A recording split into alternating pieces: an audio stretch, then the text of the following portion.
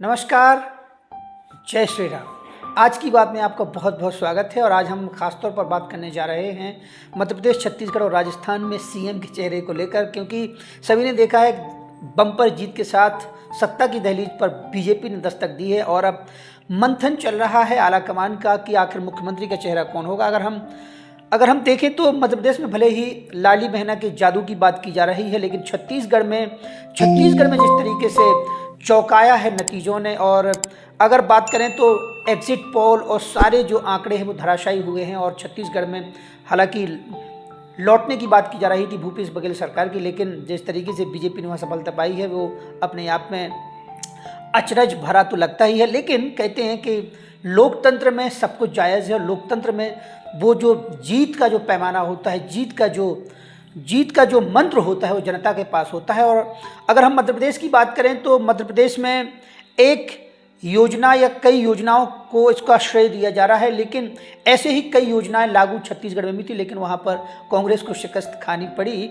और अगर हम राजस्थान की बात करें तो राजस्थान में लगातार सत्ता परिवर्तन का दौर चला है और सत्ता परिवर्तन के बाद इस बार हालांकि बीजेपी की सरकार आई है और इसके पीछे एक वजह न केवल राजस्थान बल्कि तीनों राज्यों में एक वजह माना जा रहा है कि यहाँ पर सीएम के चेहरे के तौर पर किसी को पेश नहीं किया गया और सामने जो है वोटर्स के केवल नरेंद्र मोदी का चेहरा था, कमल का फूल था और केंद्र और राज्य सरकार की नीतियाँ थीं। तो जाहिर तौर पर कह सकते हैं कि ये बीजेपी की जीत है, नरेंद्र मोदी की जीत है। इसके अलावा भारतीय जनता पार्टी की जो कैडर वोट है, भारतीय जनता पार्टी की जो रणनीति है उसकी जीत है।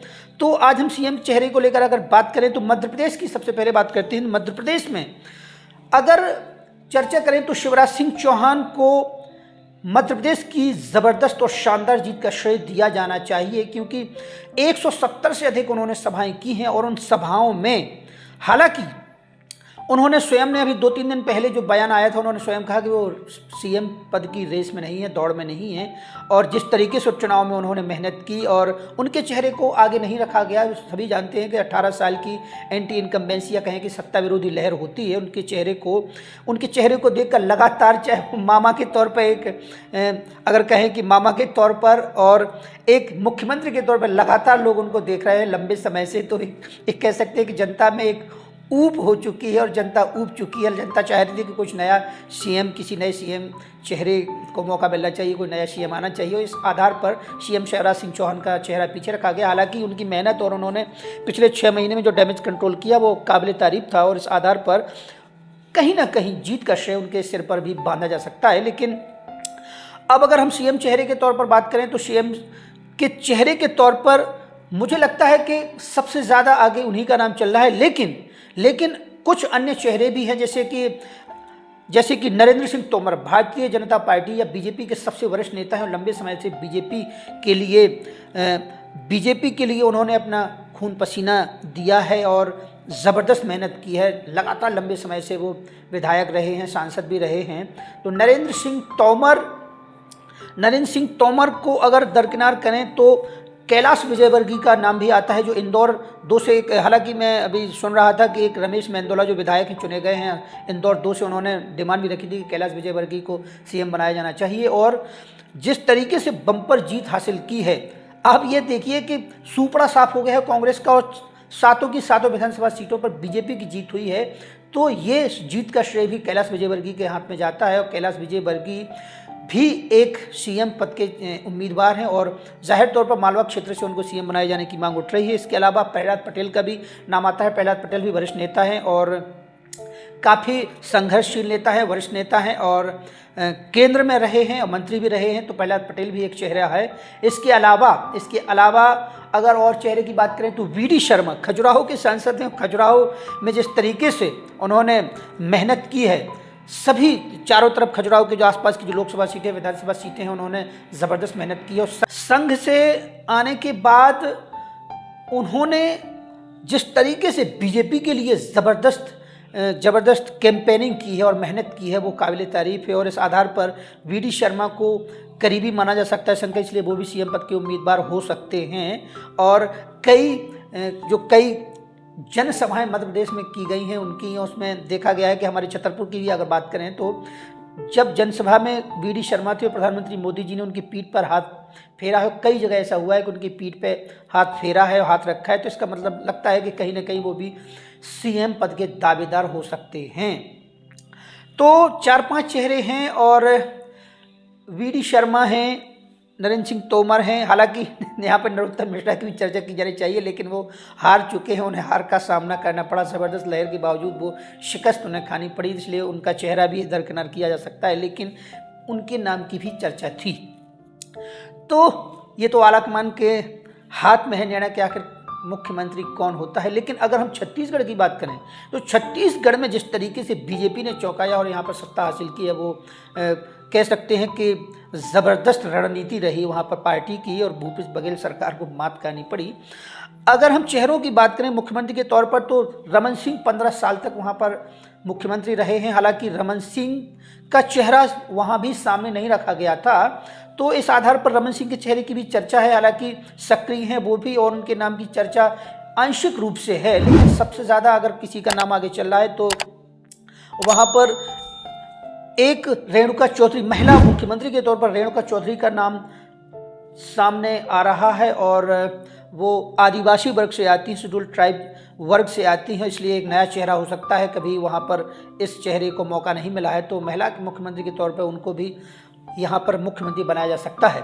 लेकिन ओपी चौधरी एक आईएएस रहे हैं और आईएएस रहे हैं और पहले वो कांग्रेस में रहे हैं। 23 साल की उम्र में आईएएस हो गए थे और 38 साल तक उन्होंने राजनीति की, कांग्रेस में थे, फिर बीजेपी में शामिल हुए हैं और बीजेपी के लिए उन्होंने ज़बरदस्त कैंपेनिंग की है, मेहनत की है और आज वो चुनकर आए हैं बीजेपी की तरफ से और संन्यास तक ले चुके हैं। वो संन्यास तो नहीं कह सकते हैं कि उन्होंने इस्तीफा दे दिया है आईएएस जैसे पद से और राजनीति में जनसेवा के लिए आए हैं। तो एक ओपी चौधरी का भी बड़ा चेहरा सामने आता है जो कि मुख्यमंत्री पद के दावेदार हैं। इसके अलावा अरुण शाह एक बहुत वरिष्ठ नेता माने जाते हैं। अरुण शाह का जैसा कि कहा जाता है कि पर्दे के पीछे और पीछे से उन्होंने जिस तरीके से कैंपेनिंग की, मेहनत की, पूरी उनकी रणनीति रही बीजेपी को सत्ता में लाने के लिए और वो बहुत ही वरिष्ठ नेता माने जाते हैं और काबिल नेता माने जाते हैं। अरुण शाह के नाम की भी चर्चा है। इसके अलावा मुझे याद है कि विष्णुदेव शाह भी एक चेहरा है। अरुण शाह हैं और विष्णुदेव शाह के भी नाम की चर्चा है। विष्णुदेव भी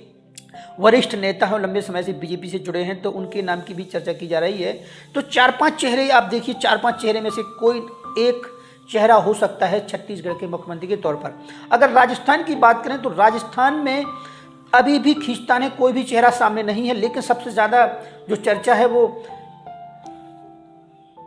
वसुंधरा राजे के चेहरे की है। वसुंधरा राजे यहाँ पर मुख्यमंत्री रही, हालांकि वसुंधरा राजे को लेकर विरोध भी रहा है, लेकिन जिस तरीके से उन्होंने कल शक्ति प्रदर्शन किया है और उनके नाम की भी चर्चा की जा रही है और बताया जा रहा है कि अभी वो दिल्ली पहुंची और आलाकमान के नेताओं से मुलाकात भी करेंगी। कल रात को ही वो एयरपोर्ट से जयपुर से दिल्ली रवाना हुई हैं और कल शक्ति प्रदर्शन कहा जा रहा है, हालांकि मीडिया में, लेकिन कहा जा रहा है कि ये शक्ति प्रदर्शन नहीं था, केवल उन्होंने ये दिखाने की कोशिश की है कि मुख्यमंत्री पद की वो भी दावेदार हैं। हालांकि ज़्यादा मेहनत जैसे शिवराज सिंह चौहान ने एमपी में की है, ऐसी मेहनत उन्होंने वहाँ नहीं की है, ना वो उनको केंद्र में रही हैं वो चुनाव के।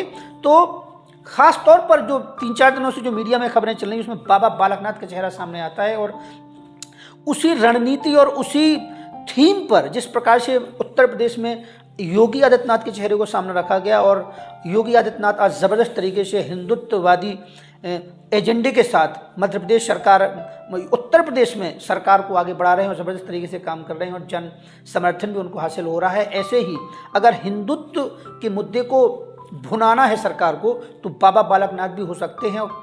आपने देखा कन्हैया लाल मर्डर केस पर राजस्थान में बहुत कुछ हंगामा हुआ, तो हाल ही में जो एक और करणी सेना के जो अध्यक्ष रहे हैं, करणी सेना के, उनका भी मर्डर हुआ है। तो ऐसे तमाम मुद्दे हैं और तुष्टीकरण की राजनीति को लेकर कहीं ना कहीं अशोक गहलोत सरकार घेरे में रहती थी। तो इस आधार पर अगर बाबा बालकनाथ भी वहाँ के सीएम चेहरे के तौर पर पेश हो जाएं, वो सीएम बन जाए, तो इसमें कोई बड़ी बात नहीं होगी। तो बाबा बालकनाथ भी योगी आदित्यनाथ की थीम पर काम करेंगे और एक और भगवा चेहरा मुख्यमंत्री के तौर पर राजस्थान को मिल सकता है, जैसे कि यूपी में मिला है।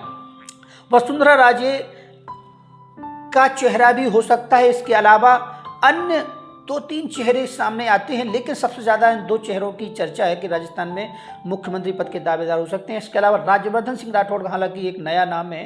राज्यवर्धन सिंह राठौड़ नया तो नहीं है, जो जानते हैं वो उनको करीब से जानते होंगे कि वो बीजेपी के युवा नेता हैं। बहुत बेहतरीन राजनीति का उन्हें अनुभव हो चुका है। हालांकि वो खेल जगत से आते थे और राजनीति में उन्होंने दस्तक दी थी, तो वो भी एक चेहरा हो सकते हैं। लेकिन 2 चेहरे पर अभी कशमकश है, पार्टी के अंदर चर्चा जारी है और देखते हैं कि आला कमान क्या फैसला लेता है। तो ये 3 राज्यों को लेकर जो कुछ बिंदु थे मैंने आपके सामने रखे हैं कि लेकिन जो भी मुख्यमंत्री होगा इन्हीं में से होगा। लेकिन बीजेपी जिस तरीके से अपने फैसलों से चौंकाती आई है, तो ऐसे ही फैसला इन तीनों राज्यों में या किसी एक राज्य में चौंकाने वाला फैसला हो सकता है। कोई नया चेहरा, जैसे कि हमने देखा था कि हरियाणा में मनोहर खट्टर को मुख्यमंत्री बनाया गया था, तो ऐसे ही कोई करीबी या संघ का कोई जो चाहने वाला व्यक्ति होगा सीएम पद का दावेदार हो सकता है तो ये एक चर्चा थी जो हमने आपके सामने रखी है। लेकिन अब प्रधानमंत्री मोदी या आलाकमान क्या फैसला लेता है, ये तो पार्टी के ही हाथ में है। तो इसी प्रकार के मुद्दों के साथ, इसी प्रकार की चर्चा के साथ हमारे साथ जुड़े रहिए। हमारे चैनल को लाइक करें, शेयर करें, सब्सक्राइब करें और आपको वीडियो पसंद नहीं आता है तो कमेंट ज़रूर करें। और नमस्कार, जय श्री राम।